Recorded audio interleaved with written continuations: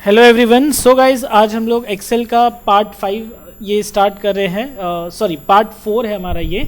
And part 4 में 43rd number का formula है सम इफ। सम इफ यूज़ होता है एडिशन करने के लिए, लेकिन कंडीशनल एडिशन है कि मुझे ब्रेक्स का टोटल चाहिए तो कैसे करेंगे। सो लेट्स सी गाइज, यहाँ पे फॉर्मूला मैं ओपन करके रखा है मैंने। Sum if is use for addition, conditional basis है। C4 से C12 मैंने रेंज सिलेक्ट किया जिसमें टेक्स्ट अवेलेबल है। डबल इन्वर्टेड में क्राइटेरिया में मैंने ब्रेक्स लिखा हुआ है और कॉमा देके अगेन यहाँ पे कॉस्ट सम इफ, मतलब मैं सिंपल बोलूँ सम रेंज है। सम रेंज का मतलब जो वैल्यू का हमको प्लस करना है। अब ये ध्यान रखना कि यहाँ पे C4 में ब्रेक है, यहाँ पे E4 में नंबर है मेरा, तो वो सामने सामने रहेगा।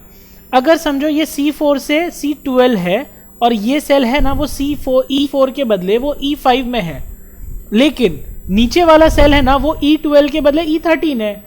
तो आप ये ध्यान रखो कि इसका फर्स्ट जो भी है वो दूसरी रेंज में जो भी फर्स्ट सिलेक्शन रहेगा ना, दैट इज इंपॉर्टेंट। दोनों C4 और E4 में है वो इंपॉर्टेंट नहीं है। अगेन एंटर करता हूं तो गाइज ये यहाँ पे टोटल हो जाता है। अब अगेन सेम चीज को मैं वापस यहाँ से इस रेंज को कॉपी करता हूं और इसको है ना लेकिन थोड़ा सा नीचे कहीं पे पेस्ट करता हूं। अब ये सेम फॉर्मूला मैं यहाँ पे वापस से स्टार्ट करता हूँ गाइज टायर्स के लिए। Is equal to sum if bracket open, यहाँ पे सबसे पहले मैं आइटम्स ले लेता हूँ। आइटम्स के अंदर मुझे चाहिए TYRES tyres comma double inverted, sorry ये एक एक्स्ट्रा डबल इन्वर्टेड आ गया। अब यहाँ पे मैं रेंज सिलेक्ट कर रहा हूँ गाइस ये वाली, तो आप देख सकते हो यहाँ पे मैंने P6 से P14 सिलेक्ट किया, वहाँ पे C4 से C12 है। अब एंटर मारूंगा तो क्या मेरा फॉर्मूला अप्लाई होगा? तो यस अप्लाई हुआ और एग्जैक्ट आंसर आया। तो गाइज ये ध्यान रखो, ये 1 ये 2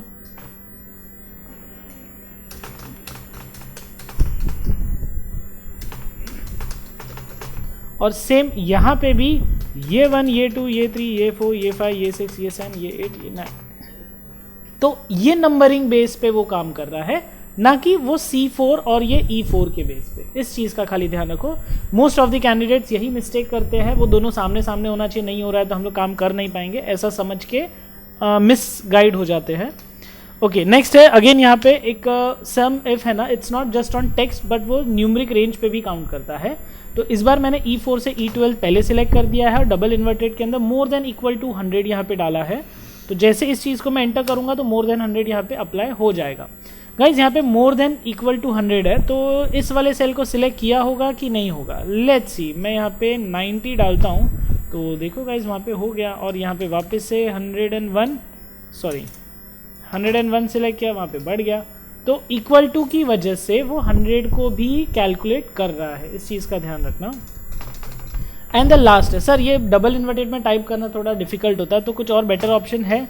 ज़रूर है। मैं यहाँ पे टाइप करूँ जैसे कि ब्रेक्स और यहाँ पे आंसर आ जाए तो is equal to sum if bracket open, again range ले लिया यहाँ पे,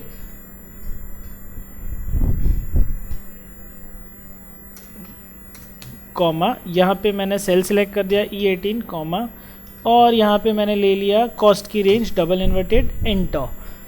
सो गाइज आंसर 160 आ गया। अब यहाँ पे जो लिखूंगा तो वो वहाँ पे चला जाएगा। टायर्स 325 आ गया, देखो विंडोज 650 आ गया, क्लचेस 250 आ गया। So best option sum if for addition on conditional basis.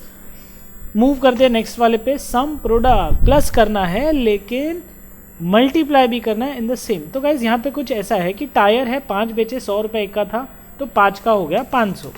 2 filter बेचे, एक 10 रुपये का था, 2 का हो गया 20 रुपया। 3 बल्ब्स बेचे, एक का प्राइस 2 रुपया, 3 का हो गया 6 रुपया। तो 526 टोटल हो गया। अब ये आंसर लाने के लिए हम लोग को कितने सारे यहाँ पे मल्टीप्लिकेशन और फिर एडिशन करना पड़ा। तो ये सेम चीज़ हम लोग 1 सेकेंड में कर सकते हैं। कंडीशनल है, is equal to sum product bracket open, यहाँ पे एरी 1 ले लिया कॉमा, यहाँ पे एरी 2 ले लिया ब्रैकेट क्लोज, एंटर मारा तो यहाँ पे 526 एक साथ आ गया। ये काम कैसे करता है? ये इस रेंज को इससे मल्टीप्लाई करेगा, मतलब D4 को E4 के साथ मल्टीप्लाई करेगा और फिर जो आंसर आएगा वो सबका टोटल कर देगा। बट इतना सारा चीज़ देखो ना, 2 रेंज में ही हो जाता है, अंदर वो क्या कर रहा है हमको बताएगा भी नहीं। बट आपको समझना है कि इसका सिलेक्शन एरी वाइज करना है और एरी कॉलम वाइज होना चाहिए। मैंने यहाँ पे नीचे व्हाट डज इट डू में लिखा भी है।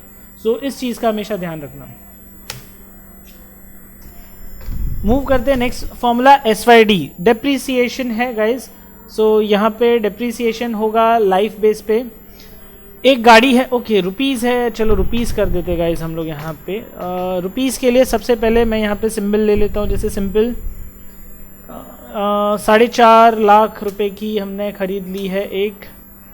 ओके यहाँ पे रुपीज़ करने के लिए तीनों रेंज नहीं 2 रेंज को मैं सिलेक्ट करूँगा। होम पे जाएंगे, यहाँ पे डॉलर सिंबल गाइज यहाँ पे तो नहीं है, अभी क्या करें तो मोर ऑप्शन में जाओ। मोर ऑप्शन में सारी करेंसीज आपको एक साथ दिख जाएगी, तो आप उसमें से जो चाहिए सिलेक्ट कर सकते हो लिस्ट में से।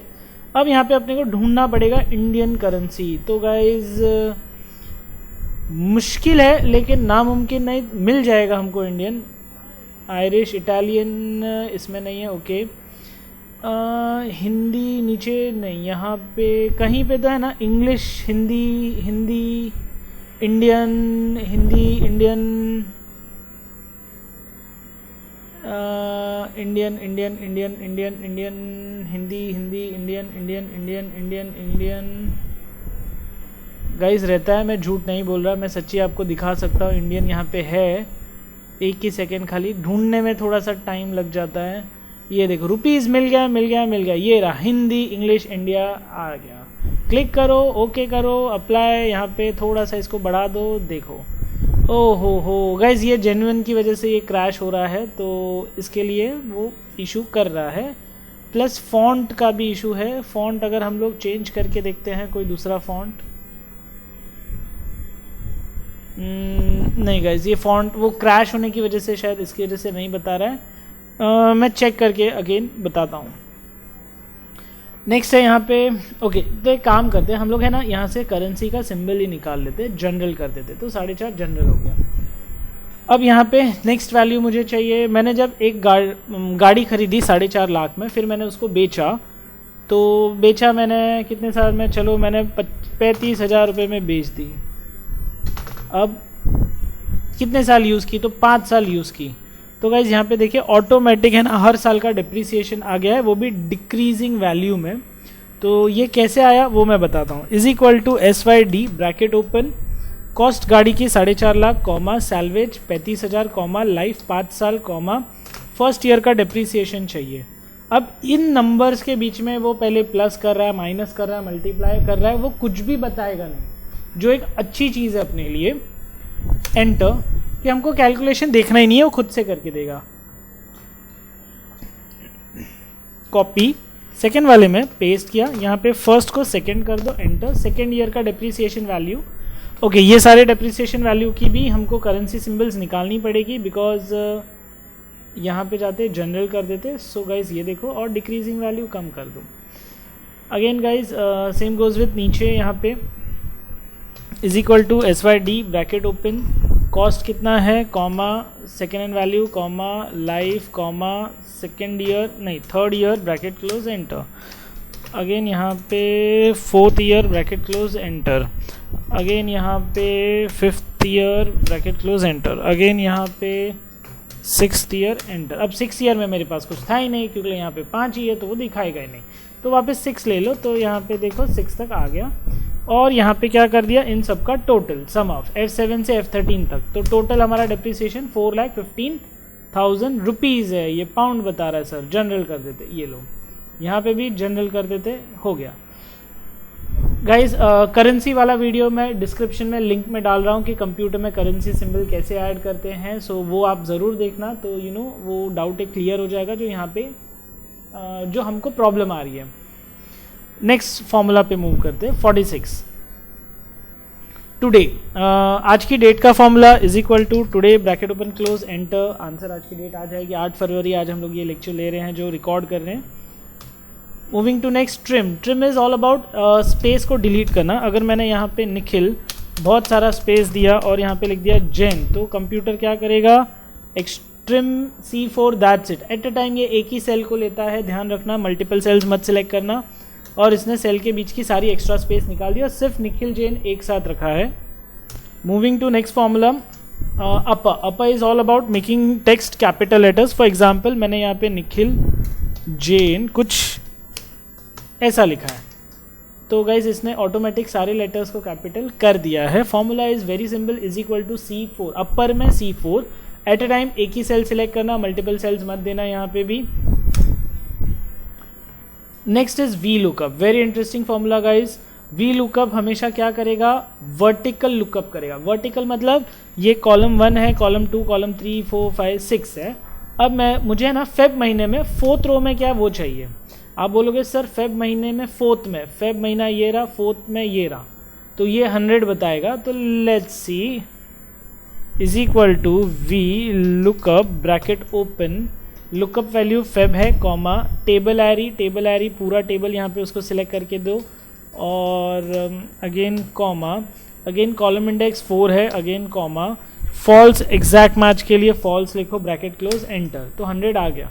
सर ये तो यहाँ पे ऊपर 4 लिखा है, बट टेक्निकली ये 1 होता है ना, क्योंकि ये तो हेडिंग है, हेडिंग को तो काउंट करते नहीं है। यहाँ पे सेकंड है, ये थर्ड है, ये फोर्थ है, ये मुझे 110 लिखना आंसर में दिखना चाहिए, 100 नहीं सर। फेब महीने में 4th में 110 आना चाहिए। तो फॉर्मूला में आपको चेंजेस करना पड़ेगा। क्या चेंज, इस चीज़ को ब्रैकेट में रखो G12 को, और उसके बाद में +1 कर दो, एन एंटर, तो ये 110। अब आप जैन और 1 लिखोगे तो ये ऑटोमेटिक 10 ही काउंट करेगा। अगर आप पुराना फॉर्मूला यूज़ करते हो और यहाँ पे G12 ऐसा रखते हो, तो यहाँ पे जैन फर्स्ट लिखोगे ना तो जैन ही बताएगा।